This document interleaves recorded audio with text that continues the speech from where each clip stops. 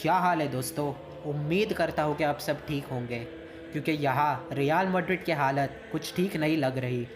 The champions league action is back and it's time for Shakhtar Donetsk versus Real Madrid. Basically ये एक do or die fixture है Real Madrid के लिए। अगर यहाँ हम जीत जाते हैं तो हम क्वालिफाई कर जाएंगे राउंड ऑफ 16 के लिए, एंड अगर यहाँ कुछ पॉइंट्स ड्रॉप हुए तो क्वालिफिकेशन चले जाएगा लास्ट गेम वीक तक। ज़रा नज़र डालें हमारे ग्रुप टेबल पे तो सरप्राइजिंगली बोरुसिया मुंचनग्लैडबैक टॉप में है विथ 8 पॉइंट्स, एंड वही हम सेकंड पोजीशन पे है विथ 7 पॉइंट्स। सच बोलूँ तो मैंने ये ग्रुप काफ़ी इजी एक्सपेक्ट किया था, बट रियलिटी में देखें तो Inter Milan and real Madrid दोनों स्ट्रगल करते दिखाई दिए।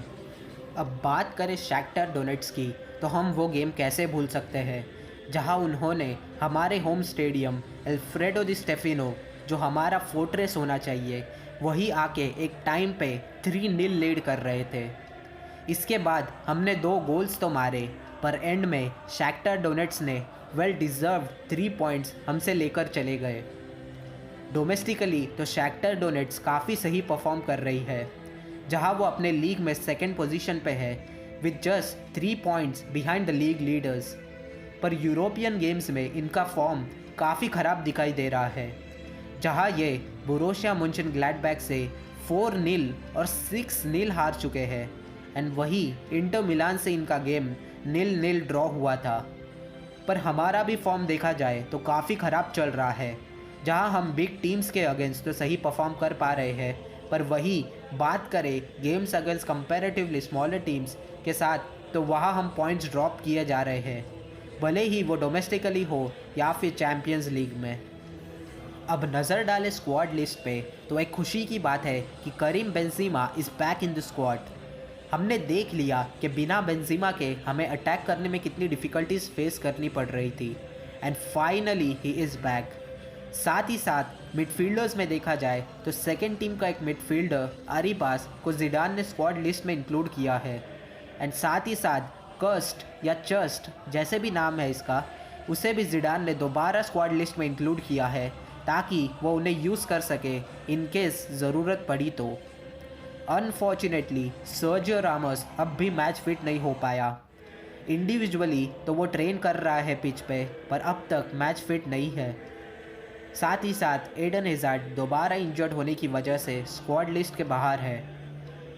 लूका योविच अब भी कोविड पॉजिटिव है, जैसे ही उसका टेस्ट नेगेटिव आएगा वो टीम को ज्वाइन कर सकता है, पर इस गेम में अनफॉर्चुनेटली वो खेल नहीं पाएगा। वेलवर्डे, करवाहाल एंड ओड्रियोज़ोला सभी के सभी अपनी अपनी इंजरीज़ के वजह से स्क्वाड लिस्ट के बाहर है।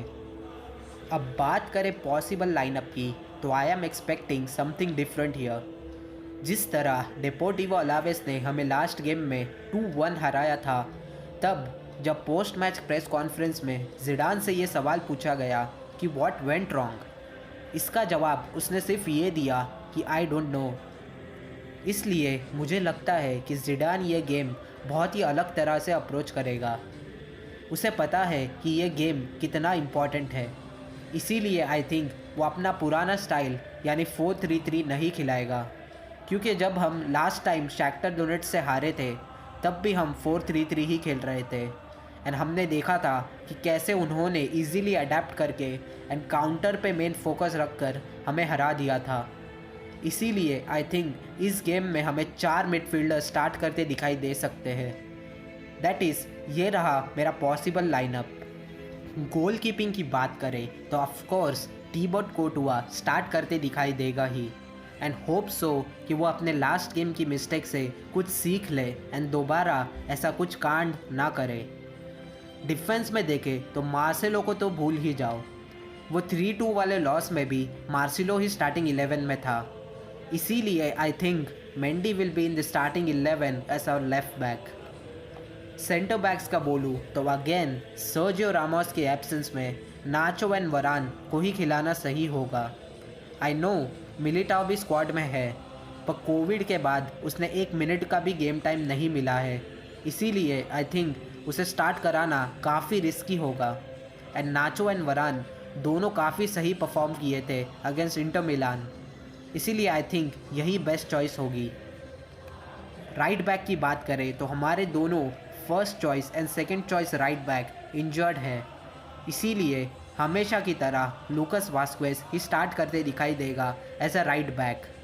एंड सच बताऊँ तो अलावेस के अगेंस्ट अच्छा खेला लूकस वास्क्वेज, बस डिफेंस में और इम्प्रूवमेंट की ज़रूरत है। अब बात करें मिडफील्ड की तो यही हमें मैच जीता या हरा सकते हैं। पर्सनली आई थिंक जिडान इस गेम में कुछ अलग ट्राई करेगा एंड वो अलग चीज़ यही होगी 4-2-3-1 तो वो खिला नहीं सकता क्योंकि हज़ार्ड तो है नहीं एंड विनीशियस पे भरोसा करना तो छोड़ ही दो। इसीलिए 4-4-2 with Odegaard as a CAM and उसके ठीक पीछे Toni Kroos, Casemiro and Luka Modric दिखाई दे सकते हैं। ऐसा नहीं है कि ये फॉर्मेशन जिडान ने कभी खिलाया नहीं हो। जब वेल्वर्डे फिट था तब हमने क्रूज, कैसेमीरो, मॉड्रिच एंड वेल्वर्डे को साथ में स्टार्ट करते हुए देखा है। आई थिंक ये बहुत ही सही अप्रोच होगा to have control on the game and हमें पता है कि ओडेगार्ड कितने अच्छे चांसेस क्रिएट करता है गोल स्कोरिंग के। अब बात करें फ्रंट टू की तो देखने वाली बात ये होगी कि बेंजीमा स्टार्ट करेगा या नहीं।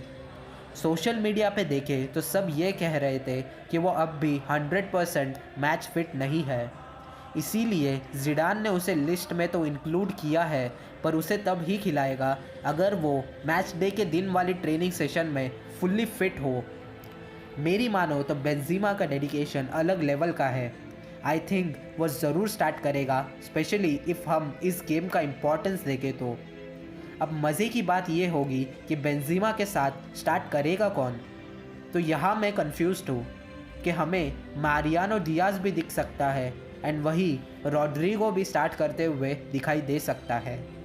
आई थिंक जिस फॉर्म में मारियानो है उसे स्टार्ट कराना सही होगा, क्योंकि बेंजीमा तो डीप ड्रॉप करेगा, तब हमें कोई तो चाहिए जो बॉक्स में हो बॉल रिसीव करने के लिए। And I think Mariano is the best option we have right now. अब बात करें what I expect from this game is कि भाई 3 पॉइंट्स बस। प्लीज़ प्लीज़ मुझे ये फ़र्क नहीं पड़ता कि हम 1-0 जीते या 4-3, हमें बस ये गेम जीतना है यार। एंड मैं चाहता हूँ कि हम अपने चांसेस जो भी हमें मिलेंगे अटैकिंग में वो हम वेस्ट ना करें बस। एंड प्लेयर्स अपनी पूरी डेडिकेशन के साथ पिच पर उतरे एंड दिखा दे कि रियल मैड्रिड हमेशा रियल मैड्रिड ही रहेगी। Thank you so much for watching. आप भी अपने थॉट्स कमेंट में लिखकर ज़रूर बताएं with your score prediction. And as always Hala Madrid.